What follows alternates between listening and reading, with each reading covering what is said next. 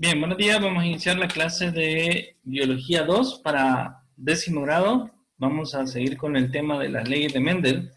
Y aquí tenemos el resumen de lo que serían las 3 leyes de Mendel, que dice que la primera ley dice que es la ley de la uniformidad de los híbridos de la primera generación. Resumiendo la ley de uniformidad, dice esta ley que cuando se cruzan dos variedades de individuos de razas puras, ambos homocigotos, homocigotos quiere decir que tienen genes dominantes o genes recesivos, pero que para esa característica tienen los dos genes dominantes y los dos genes recesivos. Por eso se les llama homocigotos. Homo quiere decir igual o similar, parecidos. Entonces, la ley de uniformidad dice que cuando se cruzan dos individuos de razas puras para un determinado carácter, todos los individuos híbridos de la primera generación son iguales entre sí. Todos, sin excepción. Siempre van a ser, siempre se va a expresar el gen dominante, siempre. O sea que si nosotros cruzamos a una persona afrodescendiente y una persona caucásica, por ejemplo, de piel blanca, si las mezclamos, la variación, el híbrido, o sea, su descendencia, todos van a ser de color oscuro, de piel oscura. Ahora, esto para la primera generación, o sea, la filial 1. Ahora, la segunda ley de Mendel dice que la ley de separación, que esta se llama la ley de separación o disyunción de los alelos. Aquí en esta ley, pues, lo que dice Mendel es que los genes que forman a los híbridos tienden a distribuirse o a separarse. Esto, pues él lo experimentó, los experimentos los vamos a ver un poquito más adelante. Dice que los caracteres recesivos que no aparecen en la primera generación filial, o sea, la F1, reaparecen en la segunda generación, o sea, la filial 2, en las proporciones de 3 dominantes por un recesivo, que lo vamos a ver un poquito más adelante, que es el cuadrito de Putner. Ya habíamos hecho ejercicios acerca del cuadrito de Putner anteriormente en Biología 1. Y luego tenemos la tercera ley de Mendel, que dice que la ley de independencia de los caracteres no antagónicos. Dice que en los heterocigotos para 2 o más características, cada carácter se transmite a la siguiente generación filial independientemente de cualquier otro carácter. O sea que los genes se distribuyen de forma aleatoria, no son específicos. O sea, el gen dominante del color de pelo no se va con el gen dominante del color de piel o el gen dominante del color de ojos, sino que se distribuyen de forma aleatoria. Puede ser que sea el dominante de color de piel, el recesivo para color de ojos, el dominante para color de pelo, así. No son específicamente, o sea, no llevan una misma línea, sino que los genes se distribuyen de forma aleatoria, que es lo que decía Mendel en su tercera ley. Ahora vamos a ver el ejemplo de experimentación que hizo en la primera filial. En la primera filial, pues, vino Mendel y cruzó lo que eran plantitas, una planta que era con una espiga alta y otra con una espiga baja o un tallo corto. Igual, al mezclar las dos plantas, la de tallo corto y la de tallo largo, que eran de la misma especie, nada más que una variación, observó que todos los descendientes de este cruce, pues eran idénticos al que tenía el gen dominante, que era este que tiene espiga larga. Aunque estos fueran híbridos, las características que presentaban eran idénticas a las del híbrido que tenía los genes dominantes. Esto para la filial 1.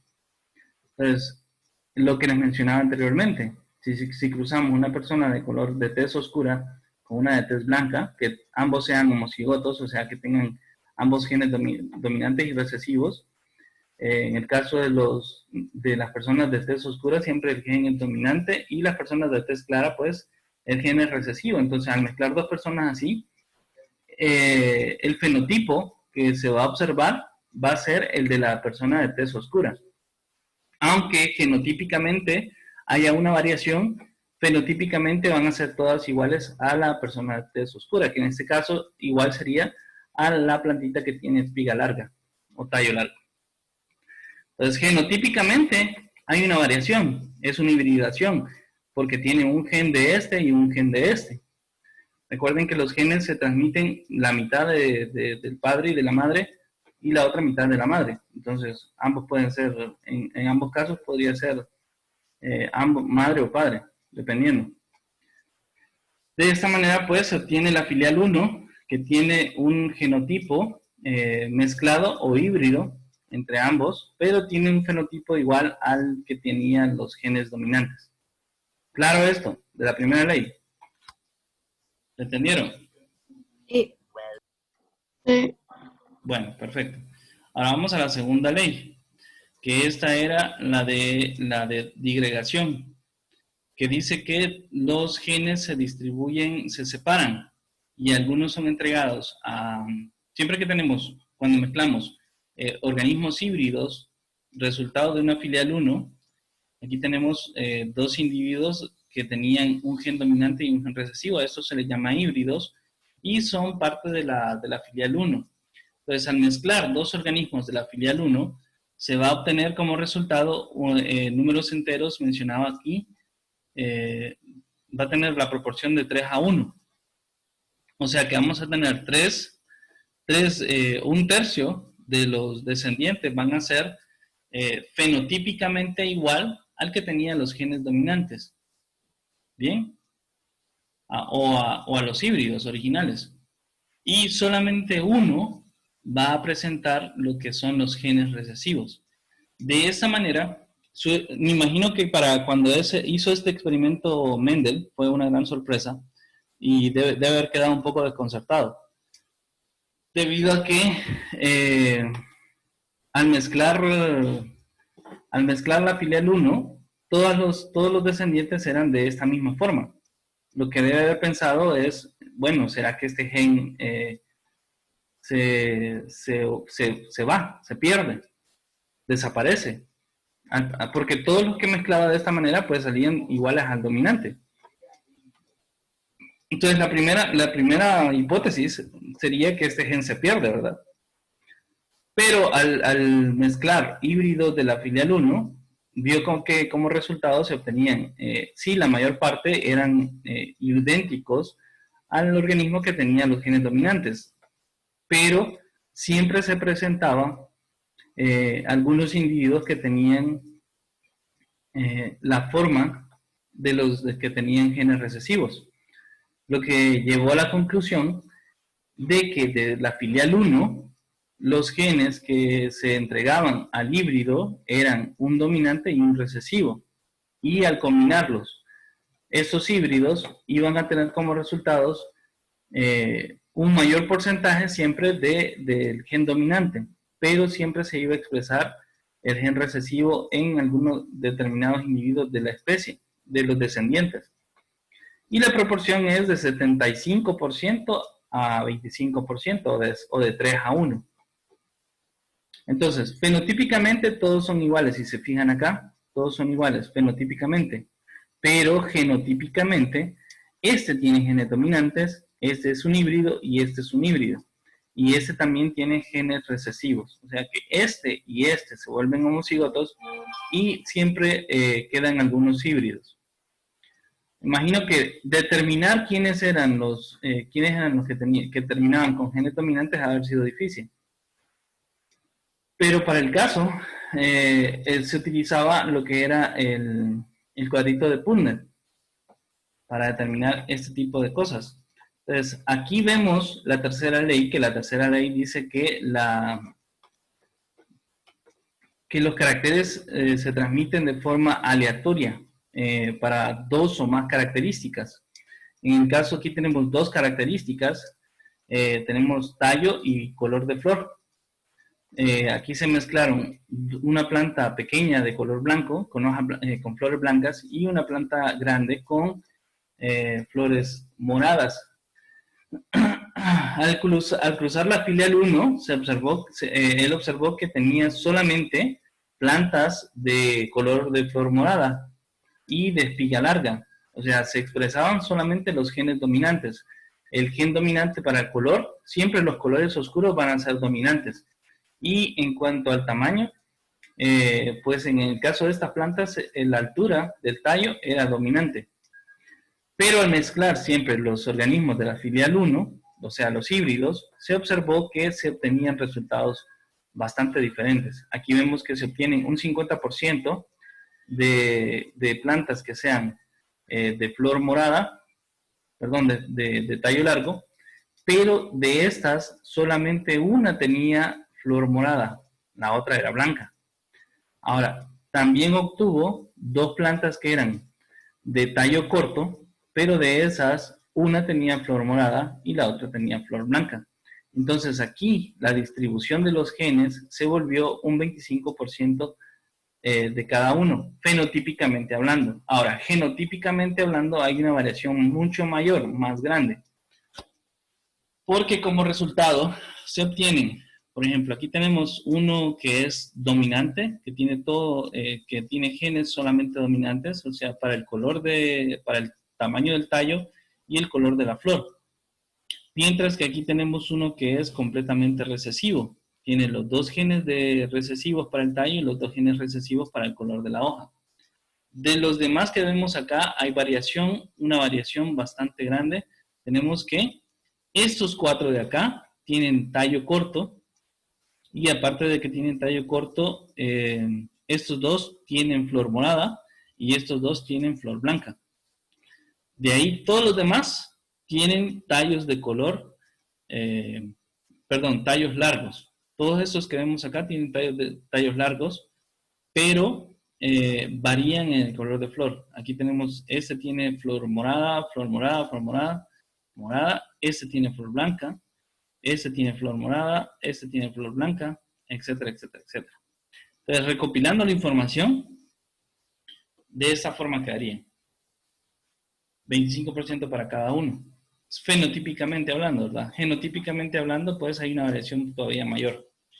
Y tenemos aquí los resultados en cuanto a los que tienen el tamaño, ¿cómo se llama? El tamaño corto, el tallo corto, y con flor blanca solamente es el 1%, el 6.25%, que sería este de acá. Los que tienen tallo corto y flor morada son el 18.75%. Los que son de tallo largo pero flor blanca son el 18.75%. Y los que tienen tallo largo y flor morada son el 56.25%. Más adelante vamos a hacer algunos ejercicios acerca del cuadro de Punnett para ver cómo resulta estos cruces. Y aquí está el otro experimento que hizo, porque primero empezó haciendo experimentos con flores, luego hizo experimentos con guisantes, que este era este fue el más famoso, debido a que se podían observar variaciones en lo que eran las plantitas. Si vemos acá, el primer experimento que hizo fue el de la filial 1, cruzó una semilla de guisante, que era una planta de semillas de guisantes que tenía forma lisa con otra que tenía forma rugosa. El resultado fue que todas eran lisas. Quiere decir que el gen dominante era la de la forma lisa y el recesivo era de forma rugosa. Una vez que ya se hizo este cruce, pues hizo otro cruce, uno de semilla amarilla con uno de verde. Resultó que todas eran amarillas, lo que quiere decir que el gen amarillo era dominante. Y luego cruzó lo que eran flores púrpuras con flores blancas, guisantes con flores púrpuras y otro con guisantes con flores blancas, y observó que todas salieron púrpuras, lo que quiere decir que la flor púrpura era dominante para esta especie. Luego también cruzó lo que eran algunas plantas de guisantes que tenían vainas lisas y otras con vainas rugosas, y se fijó que todas tenían vainas lisas, lo que dijo que esto era este era dominante también. Al igual que cruzó legumbres, igual plantas de guisantes que tenían vaina verde con vaina clara, y la vaina verde pues salió dominante. Ahora, ¿se imaginan el tiempo que tuvo este señor para estar haciendo todos estos experimentos, verdad? Tenía mucha paciencia realmente, porque esto se tarda bastante tiempo. Actualmente, pues Mendel es considerado el padre de la genética debido a que él fue el pionero en hacer este tipo de experimentos. Posteriormente, con la evolución de las herramientas, pues se han hecho experimentos todavía más interesantes, como hacer cambios de genes, hacer manipulación genética o incluso ingeniería genética, programar un organismo desde cero, bueno, no desde cero, pero sí con una base, y cambiar la mayor parte de los genes para ver qué existe, qué resulta. Entonces se ha hecho en la actualidad, ya se ha hecho y se hace muy frecuentemente, de hecho, para la industria alimenticia se hace bastante. Aquí vemos la primera ley de Mendel, solo que con los guisantes, las plantitas de guisantes. Aquí estaba cruzando, dice, una plantita con una vaina verde y una amarilla, pues resultó que todas eran con vaina verde. Luego la filial 2, cruzándolas, vemos que siempre el resultado es 3-1. Al cruzar eso, la filial 2 entre sí, se observa otra vez que tenemos el 25% que son de vaina amarilla y el 75% que son de vaina verde, fenotípicamente hablando. También se obtiene un 25% que son vainas rugosas o con protuberancias, y el otro 75% pues son de vaina lisa.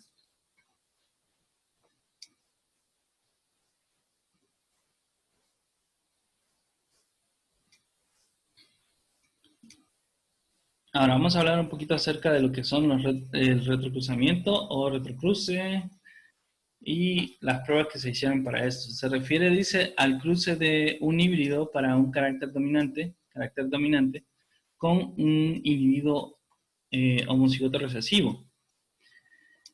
El retrocruzamiento, dice, es una técnica de análisis genético que se utiliza para diferenciar los individuos homocigotos dominantes de los heterocigotos respectivos del mismo carácter, ya que ambos presentan el mismo fenotipo dominante, que era lo que les mencionaba anteriormente. Este es el estudio que se hace para determinar cuál tiene genes dominantes o cuáles tienen genes recesivos.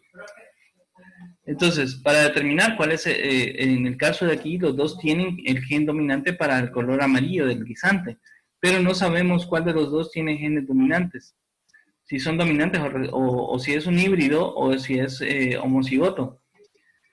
Entonces, se mezcla con lo que son un homocigoto recesivo para ver los resultados, los posibles resultados. Si dependiendo de los posibles resultados, pues se puede saber si el organismo que cruzamos fue un híbrido o fue un homocigoto. Si todos tienen, como este dominante, si en la filial pues se obtienen organismos todos con semilla amarilla, entonces este va a ser el dominante, tiene genes dominantes. Pero si se obtienen amarillos y verdes, entonces quiere decir que el que mezclamos era un heterocigoto, no era homocigoto.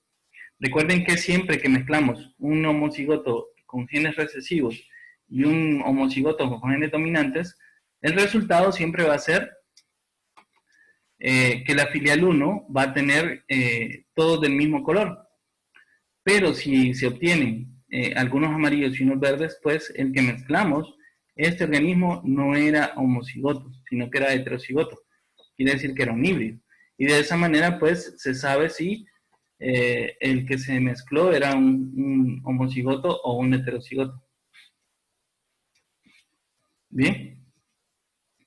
¿Preguntas con respecto a esto del retrocruzamiento? No. Perfecto. Bien, aquí vamos a hablar acerca de la herencia dominante. Dice, en los casos de heterocigosis, cuando un alelo tiene más fuerza para expresarse que otro, el que se expresa es dominante y el que no se expresa pues es recesivo. Aunque fíjense que hay algunos casos bien extraños donde ambos son dominantes y lo que se hace es una dominancia parcial. A veces sucede que resulta que el gen dominante para un color de ojos, que es de los casos más comunes y más raros también. A veces, por ejemplo, una persona tiene ojos de color azul y otra persona tiene ojos de color verde. Y ambos son dominantes o ambos son recesivos. Entonces, como ambos son recesivos, entonces no se, el cuerpo no sabe cómo se va a expresar. O si los dos son dominantes, no se sabe cómo se va a expresar. Entonces, se expresan ambos, pero parcialmente. Que a eso se le llama, en el caso de los ojos, se le llama heterocromía. Cuando tienen un ojo de un color y otro ojo de otro color. Pasa mucho en los perros, en una raza específica que se llaman siberianos, que tienen ojos grises y ojos azules. Pero también sucede en las otras especies animales. Hay personas que tienen ojos de un color y el otro ojo de otro color, que es algo bastante curioso.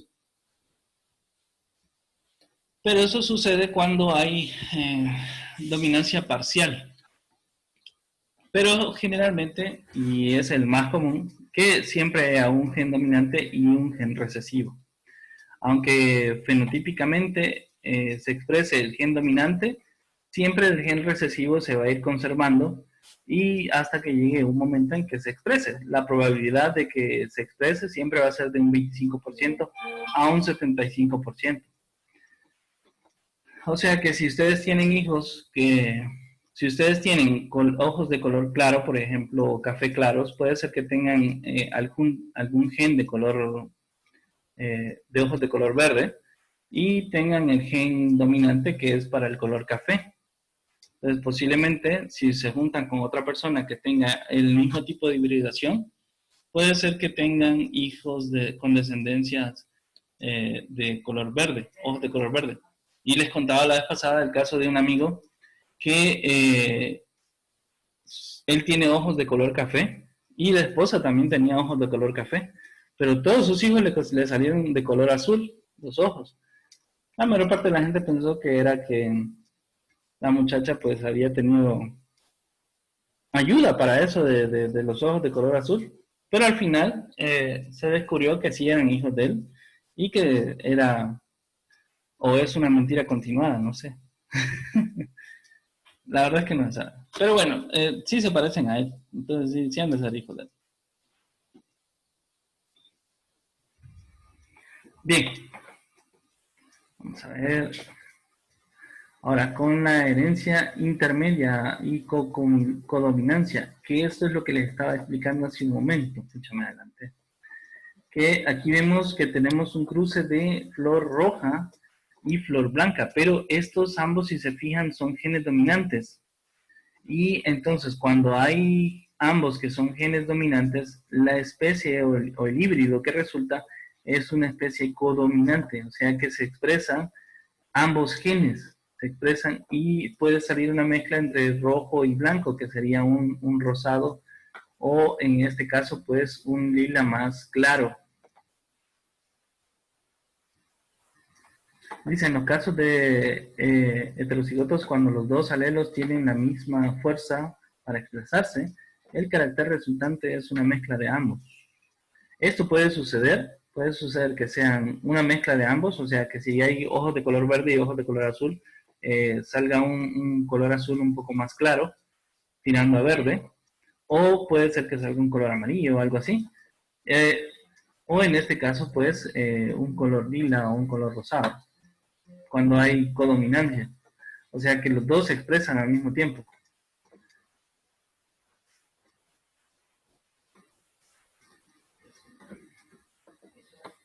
Bien, vamos a hablar un poquito acerca de historia. Dice, en 1869, Johann Meiser descubrió la nucleidad. En 1882, Walter Fleming descubre que los cromosomas y la mitosis. En el caso de la nucleidad se refiere a lo del núcleo, o sea, descubren que existe un núcleo en las células. Y ya en 1882 los descubren que existen los cromosomas, o por lo menos se tiene la idea de que existen los cromosomas y descubren el proceso de mitosis, o sea, el proceso en el que las células se dividen de forma asexual. En 1882 a 1892, ese señor Weizmann distingue entre células somáticas y células germinales, o sea, células que son sexuales y las células el resto de las células. Recuerden que en el caso de nosotros, la célula muscular, la célula de la piel, la célula de los órganos, de la sangre, son células somáticas que se reproducen solamente por mitosis, mientras que las células germinales se reproducen por medio de un proceso diferente que se llama meiosis, que esas son las que forman lo que son los gametos femeninos y masculinos. Y la postura de reducción del núcleo de cromosomas en las células germinales, o sea que las células germinales tienen la mitad de cantidad de cromosomas, y lo publicó en su libro Daskin Plasma. Describe la meiosis como mecanismo de distribución de los cromosomas. En 1887, este señor Edward Van Beneden descubre que cada especie tiene un número fijo de cromosomas. Esto es algo bien interesante. Hay especies que tienen cientos de cromosomas y el caso de nosotros que solamente tenemos 46. En 1900 dice Carl Correns, Hugo de Vries, Eric van Scherman, confirman las leyes de Mendel. 35 años después de sus enunciados y 16 años después de la muerte de Mendel. Imagínense, o sea, hasta 1900 se llegaron a confirmar las leyes de Mendel, cuando este señor ya había hecho estos experimentos y los había publicado. O sea, cuando Mendel publicó sus experimentos, pues la comunidad científica no los vio así como que muy acertados, debido a que la investigación en ese tiempo era muy corta y pues no se tenía mucha certeza de algunas cosas hasta que ya se tuvieron instrumentos para hacer las comprobaciones adecuadas sobre las deducciones de Mendel, que fue, como les decía, algo bastante interesante. Por eso es que en la actualidad a Mendel se le considera como el padre de la genética, debido a que sus experimentos eran completamente acertados en relación a sus postulados. En 1902, Sutton y Boveri postulan de forma independiente la teoría cromosómica de la herencia, o sea, que las dos personas llegaron a la misma conclusión, según la cual en un organismo precisa de un juego completo de cromosomas para el normal desarrollo. Cada cromosoma contiene ciertos determinantes hereditarios que se distribuyen de forma independiente durante la meiosis. En 1906, Bateson propone el nombre de genética, la ciencia que estudia la herencia y la variación en los seres vivos. Esto es importante, ¿eh? En 1906 se propone lo que es el nombre de la genética. En 1909, W. Johansen propone el término gen para denominar los factores hereditarios o gémulas, pangenes. Gémulas o pangenes. Bien, nos vamos a quedar ahí, cipotes, todavía porque ya nos falta poquito. Entonces, nos quedamos acá y seguimos la próxima clase. ¿Ya toman la foto? Sí. ¿Alguna pregunta antes de que nos vayamos?